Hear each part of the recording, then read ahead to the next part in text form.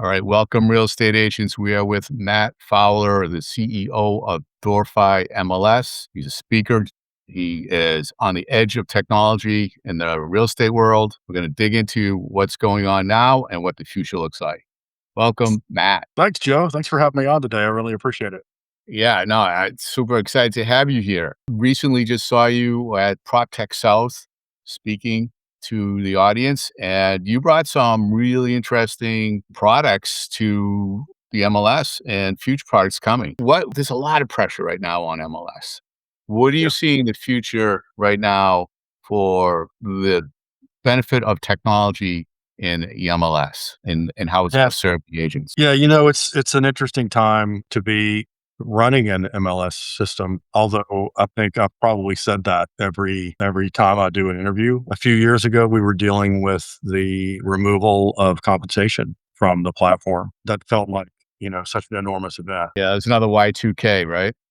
Yeah, yeah, no, that's a great metaphor. It's maybe an existential threat or maybe a nothing burger. And I think the momentum of the marketplace has shown that, it's not a nothing burger, but we did $22 billion in sales without compensation. So that's up from prior years. So the MLS is the most fair and effective housing market in the world. And we can prove that with data. Five processes just under $10 million in business an hour in the 16 county area that we cover. And that's just a little piece of North Carolina. Think about MLSs across the 522 or something MLSs in the country. We're the 34th largest, the ninth largest in our region, 34th largest in the country, which means that I think the MLS prove the value of listing on the network versus listing on your own. And there was a recent study done by my buddy HUD Bixler out in San Francisco and his colleague Jay Pepper Martin. Jay and HUD published this report a few weeks ago showing the gap between on MLS sales and off MLS sales. And because it's San Francisco, the gap is $336,000. Wow. Okay, that it's 72 something like that. You have to look at the report, but 70 something $1 million were left on the tape by sellers who didn't use the value of the network. It's very much like selling your company without putting it on the stock exchange. If you just go around and talk to friends and family, you can sell it. But are you going to get an auction effect happening? Are you going to get buyers that see value that you don't in that property? So the MLS is, as I said, the most fair and effective housing network in the world. We don't talk about that very much, and dify is definitely trying to change that. So therein lies the problem, because there's some strong voices, if not one strong voice out there, really pounding on Yeah. exclusivity and Yeah. keeping it away from the masses and allowing only a certain amount of people see their listings. We hear those voices. They're on my board of directors, right? So Yeah. we work closely with all of our stakeholders and participant members. And if some of our brokers feel they have a novel approach to the market, that they want to, let's just read the newspapers and say they want to tell sellers that they can test that price. Let's try that price and see, and against our network, and see if you get what you want, and are going to go through the marketplace. They're going to close. They're gonna book the record of that transaction. And what we do at the MLS is to look at all 40,000 or so transactions that we have every year to see what we can learn. And I can tell you that, for example, if you try to oversell a small, inexpensive house, it takes longer to market that property, as we were talking about it at proptechsouth.com a few weeks ago. We looked at that data and we found that if you fill out every single field on a house in the bottom segment of the market, it takes almost twice as long just to sell. If Really? you use the word spectacular in the public remarks, it can cost you 30 days. And I'm a recovering real estate appraiser, if I didn't share that. So I'm not going to like infer why spectacular might cause it to take longer to sell, but I think I have some ideas about why that would be. That's not really what the MLS does. We just tell you what the thing said. Right. If you say spectacular, this is what you can expect. If you say open plan, or you say hardwoods, or you say view, those are tactical. What's the word? Those are things you can touch, right? Yeah. Yeah. tactile things that you can meaningful, like where Yeah. spectacular or grand or cozy. Those are words that you may be using to cover up something or to not talk about the fact that it's 900 square feet. You'd say cozy instead. So what we can do is tell you how those words are correlated with marketing outcomes. And that's just super interesting. And to answer your question, what about these private networks? So we're going to study it all. And we can already tell you that listings that start as office exclusives, which is a status we already have, or a property that is set to not be distributed out to the property search sites, those don't have optimal marketing experience. They have fewer multiple offers. There are fewer instances where they sell above list, and they have longer days on market. Yeah. So our job at the MLS, I believe, and it's part of you asked me a question about empowering the local agent. It's about creating an environment where there is informed consumer choice. That's what we believe our role is. So if somebody goes out and says, "Hey, let's test that price," the seller might say, "Well, publish a study, and in my zip code, it takes 12% longer, and they get 18% less. If we go to market that way, help me understand this model or more." Maybe those private networks actually work, and my economics professor was wrong about the value of networks, and we're going to report that too, Joe. Is the whole point that Right. if in certain areas that model is better for sellers, that's informed consumer choice, and I will be a big part of telling you those Yeah. results. I mean, you mentioned you can't overprice a small property. You can't overprice any property if you want to get the Perfect. best price for it. Yeah, yeah. I think the It's data we're telling us over describe, right? So without even getting into the price, if you fill out every field, if you yeah, write that's 9 fascinating. paragraphs in the public remarks, well, I found this very counterintuitive, especially as an appraiser. I want all data, but the market is telling us that less is more in terms of the description of the property on the bottom end. So if you fill out the listing completely, it has a very full completeness score.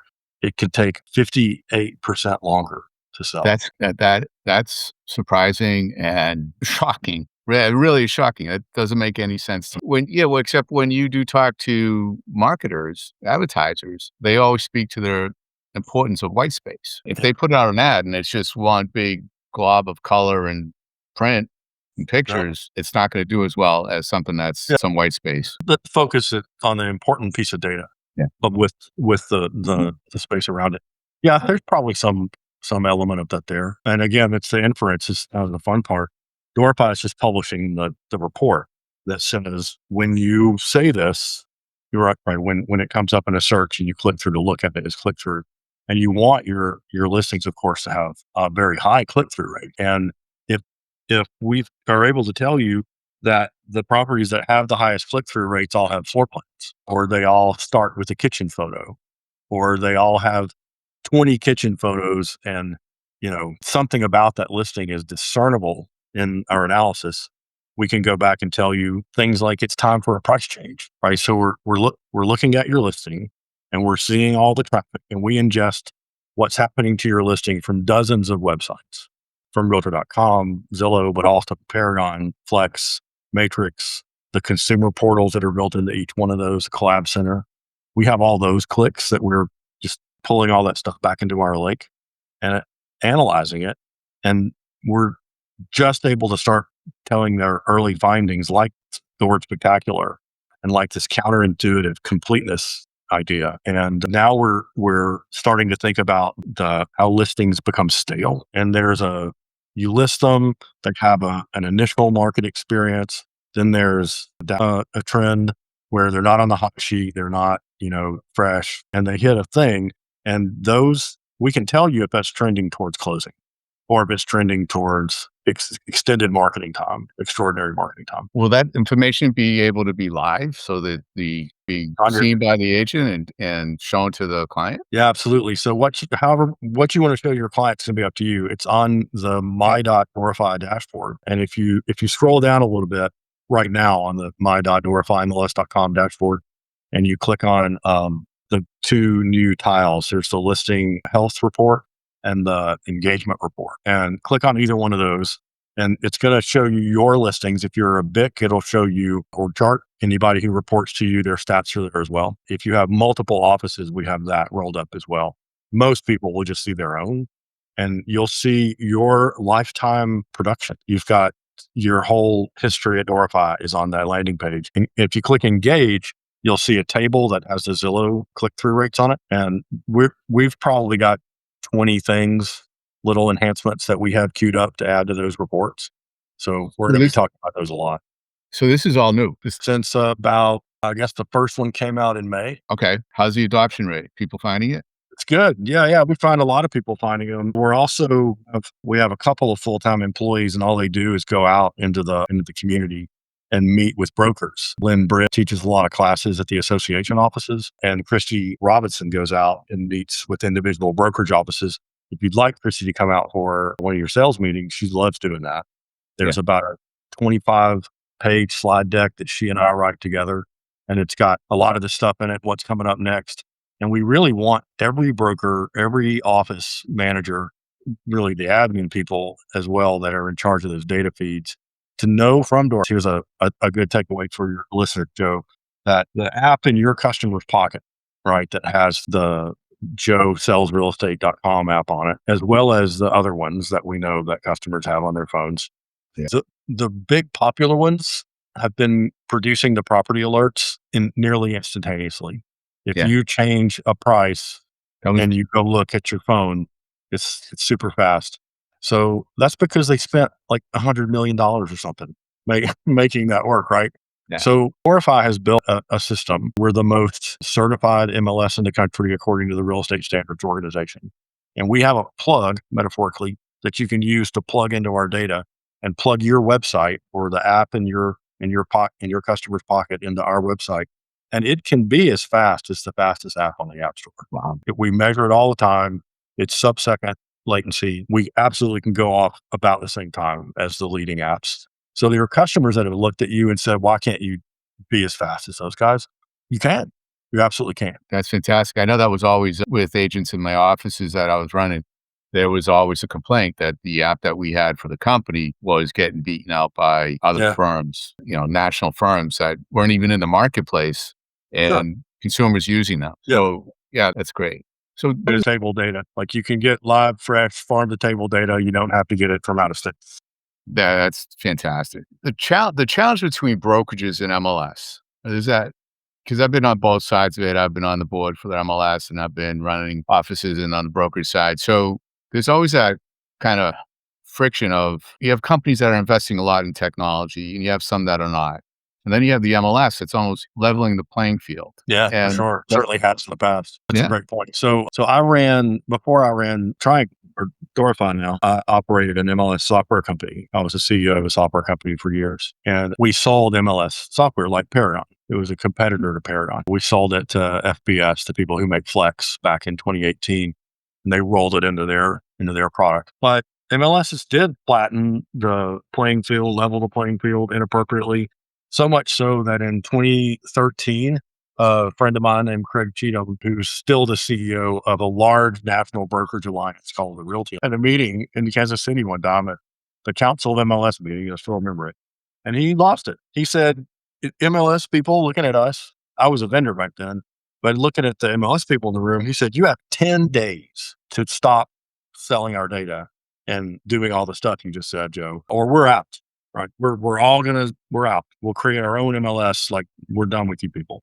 And of course, 10 days is not realistic. Nothing happens in 10 days. right. But he published what he called the Broker's Bill of Rights with a list of things that were just non-negotiable. And I read them as a CEO back then, thinking, damn, he's right about all this. Right. We shouldn't have done. Our customers were asking us to. So we're like, yeah, sure, we'll give everybody a website. Sure, we'll Right. build CRM in there. If you'll give us the contract, will I do that? Yeah, I'll do that. What else do you want? And we were building all kinds of stuff. And that, as you say, brokers had maybe just bought one of those to differentiate themselves with another Right. office. And now everybody has it for free. So Yeah. that's our world, right? So we did a thing at Dorify, November 24th, 2023, where we flattened our data with the RISO standards. So every field in our dictionary, in our data, matches the official national dictionary. That's as geeky and weird as it sounds, but there's a reason for that. And it makes things fit together like Legos. Yeah. So there's not like different kinds of pieces. They're all the same piece. And if we agree to put crawl space where they said to put crawl space, I know it didn't make sense. We did it because it was in the dictionary. Because if we didn't, all the stuff wouldn't work. Okay. Right. So after we did that, and we created this standardization, it let us create what we call our vending machine. So we don't level the playing field. We don't give software to every single person just because they joined the MLS. You join the MLS and you get a membership. Now you're a member and you Right. get to pick which MLS platform you want to use. You get to pick from the three leading ones, which is unique. Only one other MLS in the country really does that the way we do. And that empowers people to make the choice they want to make. But outside of the choice that you make, there are many options that you can buy from the vending machine. It doesn't come with your membership. This isn't like HBO comes with basic cable. It doesn't come with basic cable. And if you want to buy those things for your brokerage, then I built a store for you to buy them. And we've curated things in that store so we know they follow the broker's bill of rights.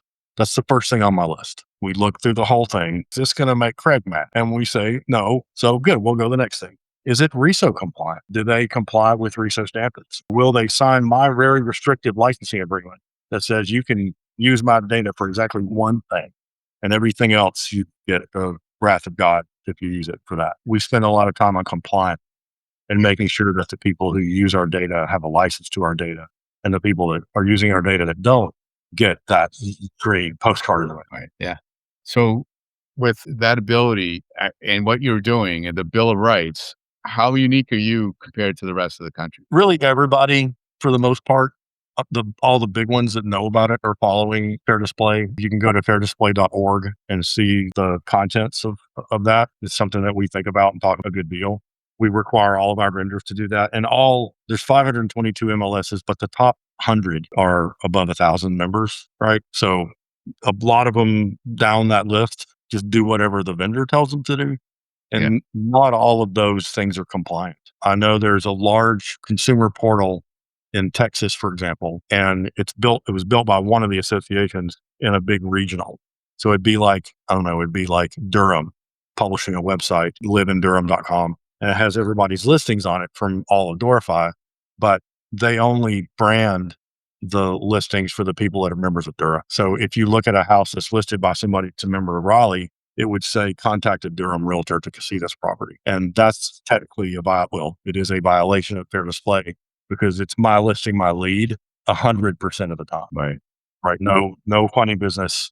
If it's got Joe's name on it and a consumer says, tell me about that listing, it goes to Joe without a fee, without a delay, without any hoops. That's part of Fair Display. And that's for everybody that has an agreement with Dorify, or is that because there's some companies out there that don't? Well, there are a lot.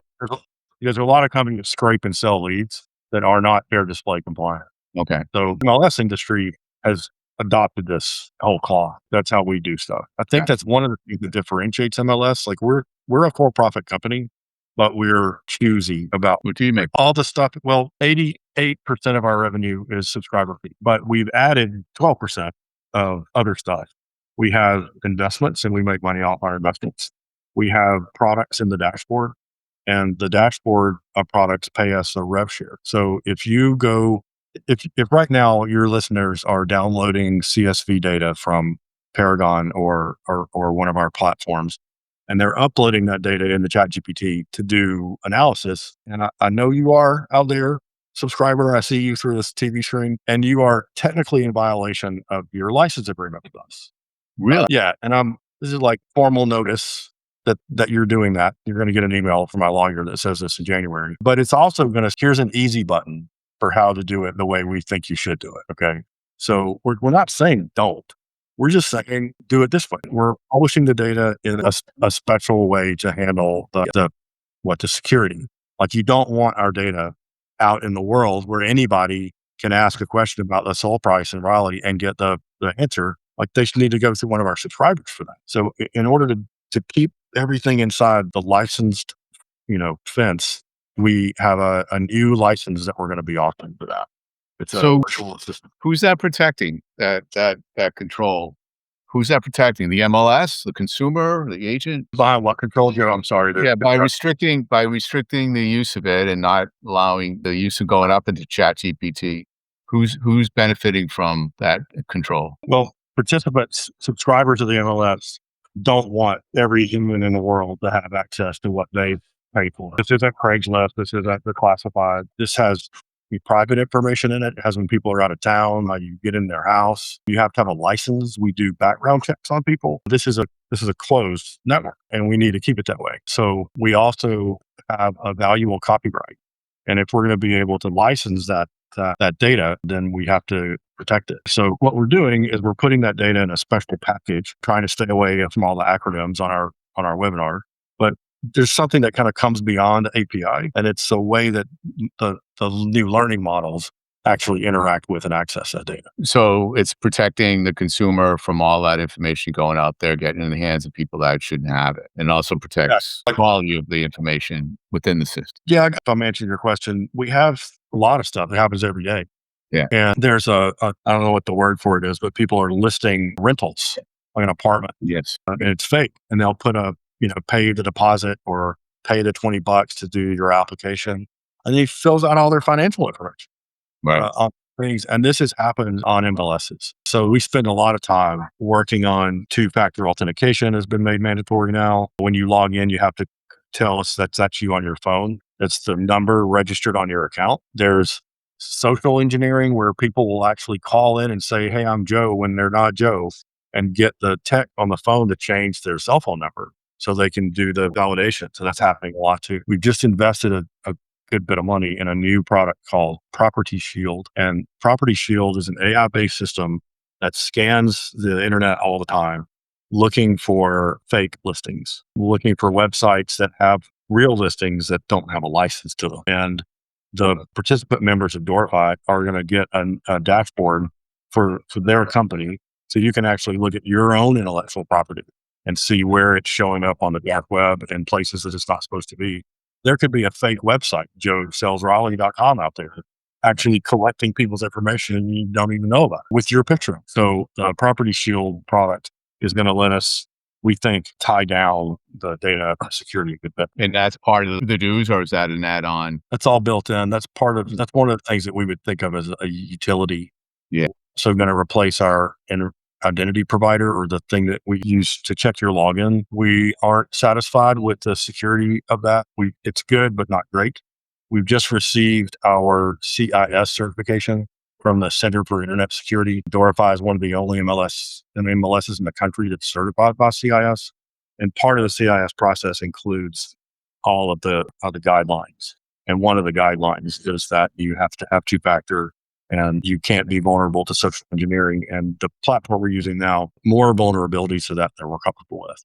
So we're going to something like a no password project at some point next year. It's the same one you use in most places where you would turn it on once with the 6-digit code that says, yeah, that's me at this thing. And then it says, do you want to allow bio, which would be your face, your fingerprint or whatever. And once you've done that, now it's a token. And we don't care about your password anymore. Right. In fact, you can use it, but I'm not going to ask you for it. It's one of the ways you can log in if you want to, but you'd really just rather hold your phone up and then we'll log you in on the site. And that's a lot more secure and less prone to engineering. In fact, it's ease of use too for the.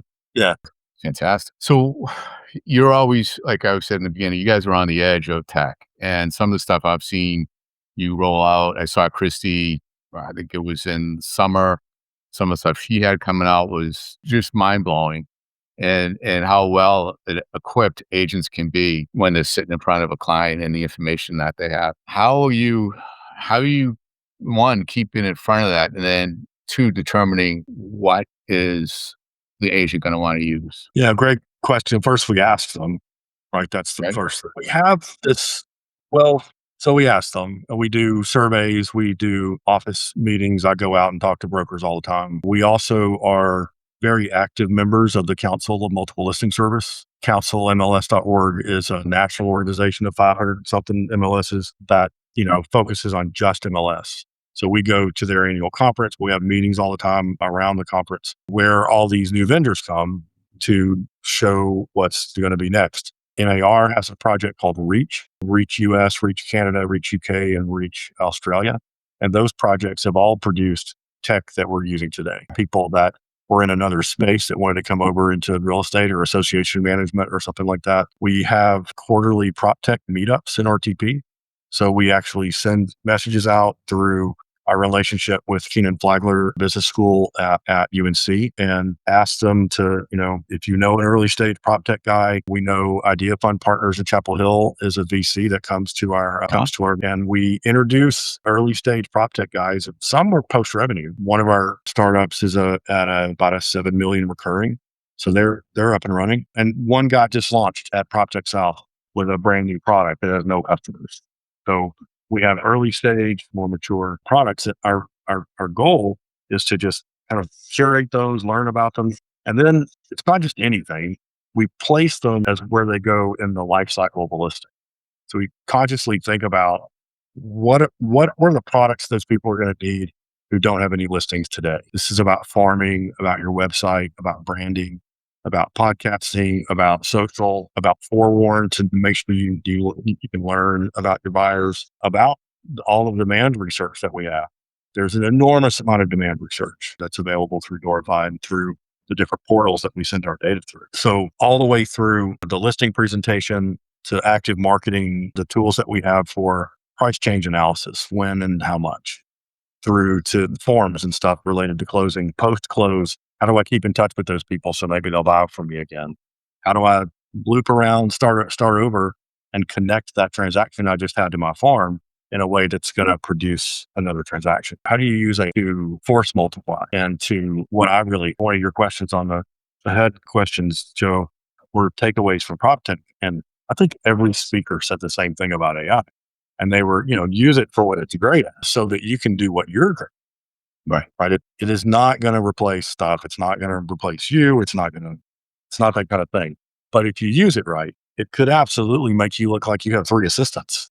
Right. It's just you. Analysis, you mentioned the people putting their spreadsheets up into MLS, and I purposely don't do a lot of transactions. It's not what I do. When I'm doing comps, there's still that field of adjustments, where it has a fireplace, one doesn't. So what's that worth? And is that all that data being processed now where it's not going to be so manual and relying on the agent to figure out that minutia and be more market savvy as opposed to get down to that little nitty gritty? Yeah, you know what's really interesting, Joe, and I think I said that thing about ChatGPT and you shouldn't upload data. If you upload data into the paid ChatGPT, then it's private and they don't use that data to learn other models. So that's perfectly legal and actually it's still in violation of the licensing agreement. But I don't mind that as much as the free one is a big no-no. The paid one is, technically not a use of IDX, but that's okay. We're about to launch a product called sidekickdata.ai, and it launches. I think that's I shouldn't even say that name unless I saw this. Yeah, I'm going to do that. Sidekickdata.io. Sorry, sidekickdata.io. That is a super easy, inexpensive, entirely legal way to use ChatGPT. It's just ChatGPT plugged into our database. So they built a special kind of server to hold the Dorify data set so that it's accessible to Chat. So this is a custom version of ChatGPT called sidekickdata.io, and it just does it. Right now, it sends you a reminder, but they have an update coming out that's going to actually push the mail. It's got a direct integration to Google Workspaces. So if you use Gmail, it can already create the calendar event for you, send the email for you. It just shows up in your outbox. It's like if you've done it yourself. And it's $25 a month. So standard Chat GPT, I think is still $20 for professional. Yeah. And it's $25 for Sidekick is super cheap to be able to add the whole MLS data. And we expect there's going to be 10 of these, in the fairly near future. When you go to ChatGPT now has an app store, and our friends at Zillow recently put their app in the app store. They were first to market there. Certainly won't be the last. And you could soon see a Dorify app in the OpenAI app store where you could say, use Dorify to tell me how many active condos there are in Durham. And it would use our data directly. There's an app store in all of these models. And it's very much like having an app in the Apple App Store. It's just a way for subscribers. You can't use it if you're not a subscriber. You access data you've already paid for. It's just through a different kind of window. It's fantastic.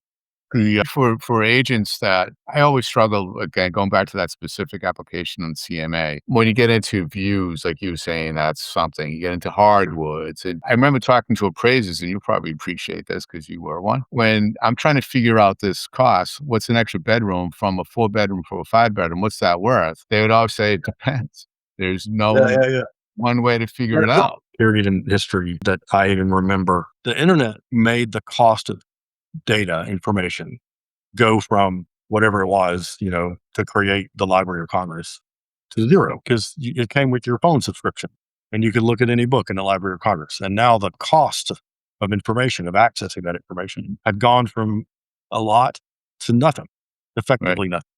So you would just remove the barrier for everybody with a phone to all information, and the impact of that I think has been phenomenal across the world. What's happened? AI in this class is doing the same thing, except not for information, but for knowledge. They call it cognition or knowing. Does it return in dollars to paint the kitchen white? Right. What is the number? Well, before you would have to do a comprehensive regression analysis where using a product like R or back in the day SPSS, where you would really build these models and you would say, okay, look at that column and tell me where the correlations are.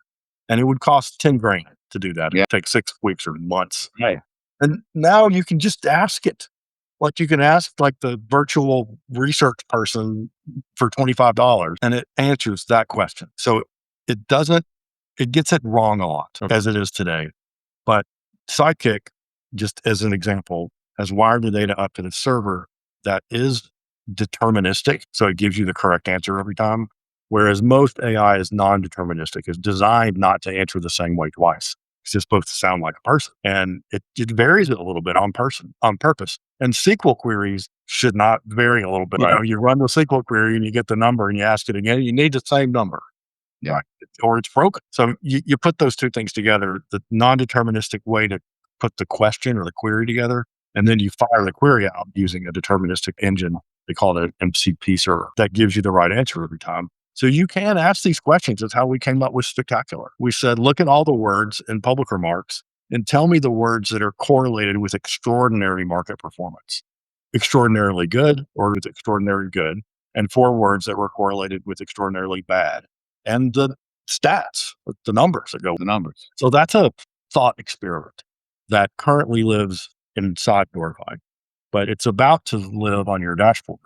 So that when that listing health report comes up, there's a little button. Your engagement score is low. We can tell you what to do to increase your engagement score. My brain's gone. So, It's pretty sticking cool to stuff, the right? sticking to the appraisal thing, is this gonna help level the gap if there ever, when there are some gaps with appraisers and actual pricing? Because we're all using the same Yeah. data, we should be. It's not gonna be subject. Yeah, I think those numbers are continually merging. We're all using the same sort of automated valuation products, and those products have gotten a lot better. Zillow, when they first published this estimate in their SEC filings, they had to say what the margin of error was, and it was plus or minus 25% in the SEC filing. So I was an appraiser for a long time, and you don't have to be very good to get within 25 plus or minus 25%. I mean, seriously. And they've now gotten it down to something like six. Right. So that's getting down to a point where it probably can't get much better because that's that level of variability in real estate, is not a plane ticket they're different. Yeah. It's plus or minus 6%. I think these other things, and the thing is, it changes. What our data is showing. So over a 90-day life cycle of an average person, that's over a season of a year. Things are different. The price that you priced it in July is probably not important, and just based on the level of demand. So we're gonna just surface all of that. The subscribers should watch my call. Scroll down a little bit, get the tiles. Soon it's going to be placed higher on the page dashboard. Big renovation of the dashboard. Listen to our subscribers, however, and we know how much you guys could want it when we change up. So what we're going to do is give you what we're calling a classic. So the dashboard as you see it today won't change until you tell us you're ready to try it. We've cloned the dashboard. It is brand new, but so we can replace the technology. We'll bring you along slowly, and there are things like reports that you're going to want on your dashboard, and they're one click away from the classic one while they're embedded into the real dashboard for the upgrade.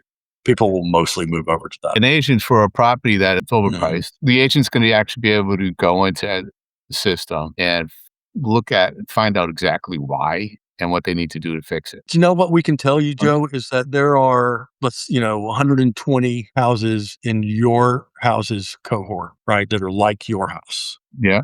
And looking at those in the current actives, the ones that reduce their price less than 4% after 60 days had poor market performance. And that's the correlation we're making. We're not going to say change it much today. We're going to say listings that don't tend to have less of an outcome. We can And imagine. it, So let me blow your mind with this one. Imagine we already send you an email after you load a listing to tell you what we think about what you put in. Like, is it accurate? Does it have rules violations in it? Is there something that you didn't add that you probably should have? And one study that was done in Vermont using the new AI tool that we're using, a third of the listings that you could see water in the pictures didn't indicate water view. oh, That's a problem, yeah. right? I don't mean there was a puddle. I mean, you could legit see Right. part of a lake or river or something, and they didn't put it in and they didn't check the water view box, right? So one of the things we're going to tell you is, hey, you didn't check the water view box. But what if we were to give you auto tune, right? And you get all these recommendations, and we have the ability to update the listings. We could say, do that for me, Oh, wow. make those changes, and we Right. just post them. There's no reason we can't write to this data system now that it's standardized, like because of that dictionary. Our Yep. tools can write to it just like anybody else's, just like Paragon, just like anybody. Matt, this has been phenomenal. I sent all those questions, or I don't think we got to more than two of them. We may have Uh, touched on a couple of them. Yeah. so I really appreciate your time. And what can we expect in the future of MLS at dify that's going to blow our minds that you haven't already talked about? There's some exciting stuff. We're working on a couple of patents, and the patents are our method or process patents that are really defensive in nature. So we're building these scores we were just talking about, the engagement score, the completeness score. We believe those are going to be valuable for use in AI models. And the way we're putting these together is based on a new data set we're proposing for North Carolina for the whole state. And it's not statewide MLS. I'm not a fan of that idea. We have 100 counties, and I think there are 11 MLS. And if you are a member, if you're, several big brokers in the state that have physical offices in Asheville, Charlotte, Raleigh, Durham, well, all those, and they now have to, they come out all these different formats, and it's not usable for their website. Right. So what we're in talks with most of the large brokers in North Carolina to come to us for that. And we're going to give you a special path key to your data that gives you all RISO standard fields, all local fields, and as fast as the fastest app on the App Store speed with all of our analytics. Can't get those engagement scores or health scores anywhere else but this statewide data set. So if you're only a member of one city, you can get it there. But if you're a member of five and you legit pay for five, I'm not talking about buy one, get four free. Right. Right. Get paid for five. When you log in, you get five. Nice. The metaphor we used to explain that was if you go to the multiplex, they've got 8 movies. You buy Yeah. a ticket, you get to watch 8 movies. You buy one ticket, you watch one movie, and that's how the data license works. So if you buy data from an out of state or even out of the country data reseller, you can get better, faster, fresher, cheaper data from dify. So that's a pretty big deal that we're Yes. going to be turning on next year. There are 24 Tuesdays in 2026 to wrap up, Joe. And we work on an agile production schedule, agile methodologies. So we have sprints. Every other Tuesday is sprint release. And we've got new something coming out every other Tuesday, 24 times in Wow. 2026. So watch our comms. None of it will directly interrupt the product you're currently using.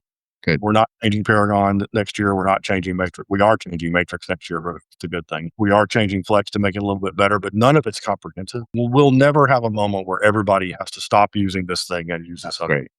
That will never happen again. Yeah. That was super fun, man. Thanks for having me on today. Yeah. Hey, this has been great. Super informative. Thank you so much. Viewers, subscribe, stay tuned. We're always bringing you cutting edge information, tactics, and mindset that we all need to get through this business. Matt, thanks so much.